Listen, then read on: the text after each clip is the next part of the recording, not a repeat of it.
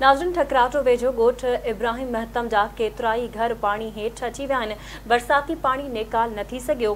घर ड्रही पट थी विया। मुतासिर मासूम बचड़नि समेत बेयारो मददगार खुलियल आसमान हेठि वेठल आहिनि। संदन कंहिं बि सार न लधी। ॻोठाणनि सरहदी वारनि खां माली सहायता जी अपील कई आहे।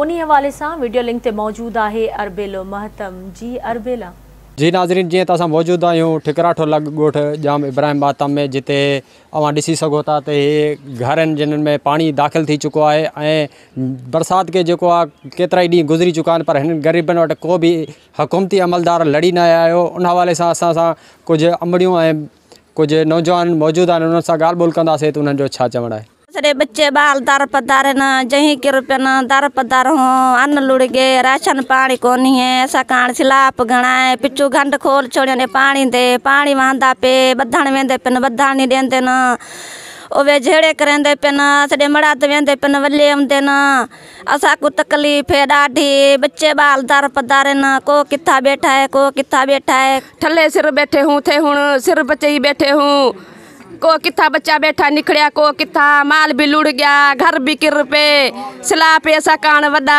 असा बोर्ड विच बैठे हूँ थे भुख मरदे पे हूँ असा कान राशन कोनी है। असा वटि बोर्ड मुसासिर थी वियो आहे, ॾाढो तकलीफ़ में अची विया आहियूं। ॿार बच्चा भी निकिरी विया आहिनि, दर पदर थी विया आहिनि, सम्झे ना। बस ये को काथिया को काथिया बाबा सम्झे ना। ये माल जे आसरे में बादणा घर में वेठा हूँ जेको किरियल आहे उनखे भी नथा छॾे सघूं। मजबूरी थी वई आहे जाॾो काॾो। जुगो सब सफ़ा किरी पियो आहे, सफ़ा कुछ भी ना बचो आहे, ना राशन आहे ना असां वटि ख़र्चो आहे ना कुछ भी ना है। असां दर पदर वेठा हूँ।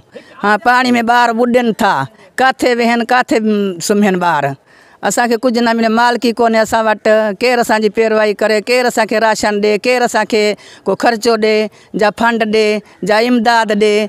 सरकार ॾे थी जाते काथे मालिकी कान्हे असां वटि। मालिकी हुजे त को असांजी पेरवाई करे, को कुझु असांखे वठी ॾे। आप करो गरीब हूँ, मेरा रोड दे कम जगह तो मेरे पुट का किराया भी कोनी तिथा दिए कारण पुजे।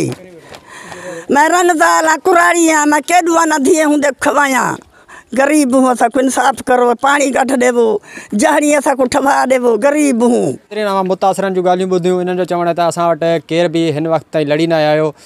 असां हुकूमती अमलदारनि खे मुतालबो था कयूं त खुदारा असांजी सार लधी वञे। कैमरा टीम सां गॾु अरबेलो महतम, आवाज़ TV न्यूज़, ठिकराठो।